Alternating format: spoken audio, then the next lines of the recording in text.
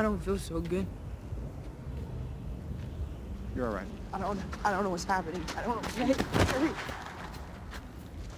I don't want to go. I don't want to go, sir. Please. Please, I don't want to go. I don't want to go.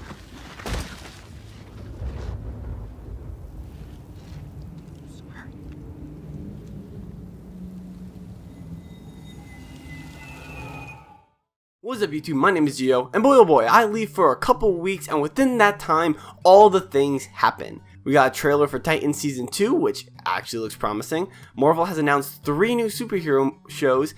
Oh, and a small thing that Marvel lost Spider-Man in the MCU.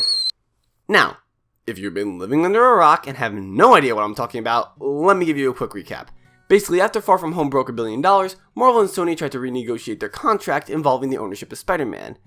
And to put it bluntly, it did not go well. Deals went back and forth, and it ended with Spider-Man leaving the MCU. And the internet lost their collective minds. However, as of late, I've been extremely negative on the channel, especially towards Marvel, so I think it's time to spin this around and look at the upside of the situation, and how this can be a good thing. Yes, it sucks that Spider-Man won't be in the MCU anymore, but I think there are enough positives to balance out the negatives. So let's go rambling on and see why Spider-Man leaving the MCU is a good thing. But first, None of this would have happened if you would just listen to me. in order to get a really good perspective on the positive side of this whole ordeal, I think it's important to establish the negatives first. For when Tom Holland's Spider-Man is so ingrained into the MCU at this point, it might feel off not having him mention any of the Avengers or what's happening in the MCU at the time. We also are going to be missing out on so many crossovers that never got to see the light of day, like the potential of Daredevil being Peter's lawyer in the next movie, or a Deadpool Spider-Man team-up. Also, Tom Holland's only obligated for one more Spider-Man movie, so if that goes south, then we could get potentially another reboot of the Spider-Man franchise, just so Sony won't give the rights back to Marvel. Speaking of casting, by the way, it's unclear if Sony is going to keep or is even allowed to use the same cast that they used in Homecoming or Far From Home, so for all we know, all those actors could have lost their jobs that they thought were secure for years to come, and that kinda sucks. However, other than that, I can't really think of anything else that's that negative. Now, I could go into how business-wise this decision doesn't help either company, but this story is constantly evolving, so by the time this video comes out, something's bound to change. Hell, I've already rewritten this script twice, so it's bound to happen. If you want to keep up to date with the business side of the situation, check out Midnight's Edge. He explains the deal much better than I ever can, and keeps his fans up to date on the story as new information comes out. Anyway, now that we established the downsides, let's try and see how Spider-Man leaving the MCU can be a good thing. And trust me, there are some good things. Whoa, you're the Avengers! What are you?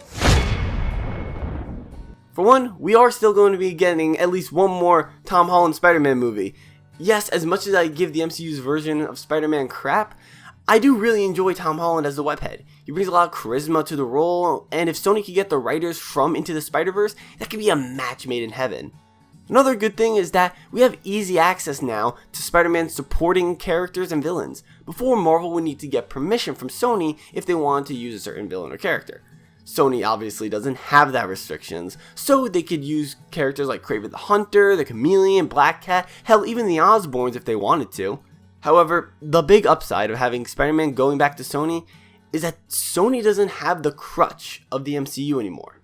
Yes, it does suck that Spider-Man now has limitations, but I want to refer to a quote that I think perfectly embodies this. The absence of limitations is the enemy of art. You see, you can't deny the fact that the past 2 solo Spider-Man movies has leaned on the MCU a lot, from characters to events, and a lot of that comes from it being the most obvious route to take the character.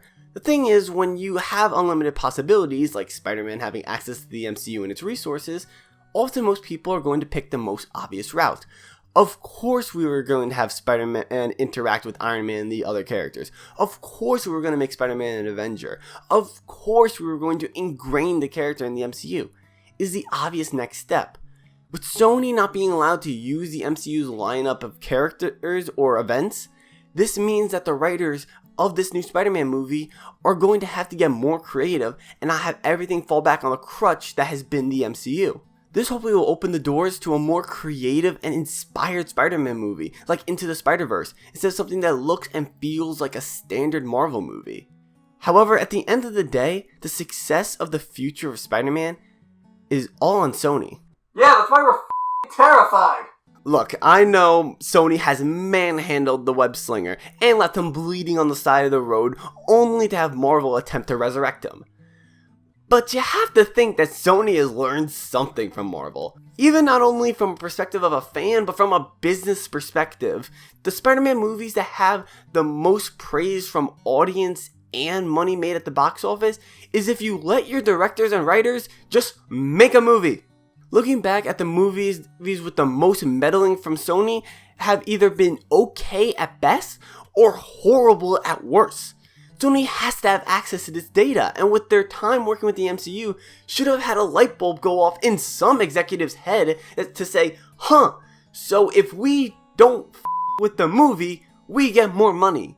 It's not like Sony's gonna get a do-over. They have one chance to get this right, or Spider-Man might be gone for a really long time, because fans aren't gonna give them a second chance. Now, is it possible that I'm being too optimistic? Maybe. But that's because I don't want Spider-Man to fail, no matter who owns him. Plus, if Sony does manage to produce a bomb-ass movie, then that actually gives Disney some competition. Because let's face it, Spider-Man is more popular than any other character that Marvel owns. And competition is better for everyone. Sony is right to think that Spider-Man can hold his own franchise. It just needs to be done right. As of late, I have been the most optimistic on this channel, especially when it comes to Marvel. But at the end of the day, I was still upset when I saw that they lost Spider-Man. They really made the MCU feel like the wall crawler's home, and it's gonna be weird to not have them in it. However, I truly believe that Sony is going to try their best to not lose this character by making a great Spider-Man movie. Or, at least I hope so.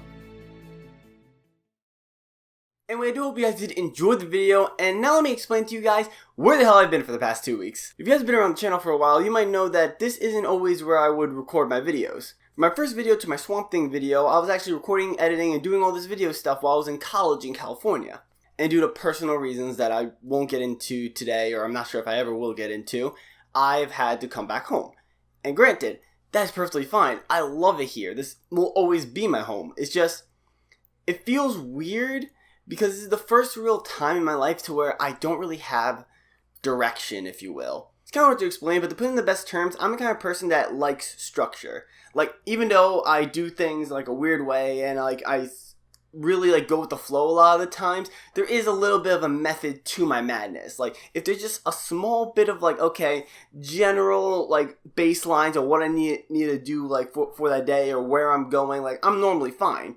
But when things are all completely fluid and all just up in the air, it stresses me out quite a bit. And this drastically hit me creatively because I just couldn't get into the mindset of making videos. Granted, I tried to a lot. I have 3 scripts that I've just cut off, one of which I worked so long on. It was a Titan Season 1 rewrite.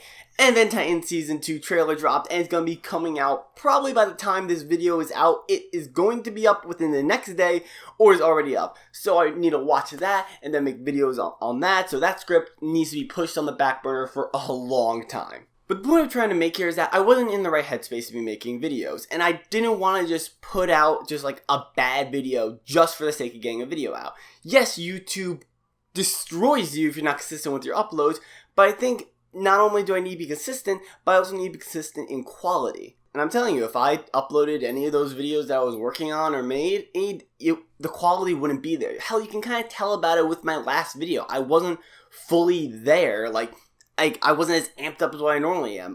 There was a little bit of energy that was sucked out of me. But I'm back now, and it feels great to be back into the mindset.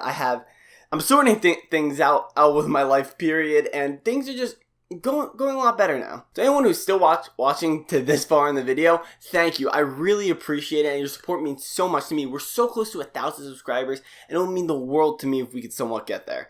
But that is besides the point. Tell me, what do you guys think of with this Sony and Marvel situation? Because to me, it is surreal. The fact that I thought, okay, Far From Home made $1 billion, Spidey is safe in the MCU for a while, and then just have him gone. like a snap. Like Thanos came in real life and just took Tom Holland out. Like, it's actually crazy. It does really suck that Spider-Man isn't in the MCU anymore, but I think we should give Sony a chance, even though we are all annoyed at this event. Anyway, I do hope you guys enjoyed the video. If you guys like the new channel, hit the like and subscribe button. Also, the channel potential to some months. Anyway, my name is Gio, and I will talk to y'all later. Peace! That was a weak clap. Peace! There we go.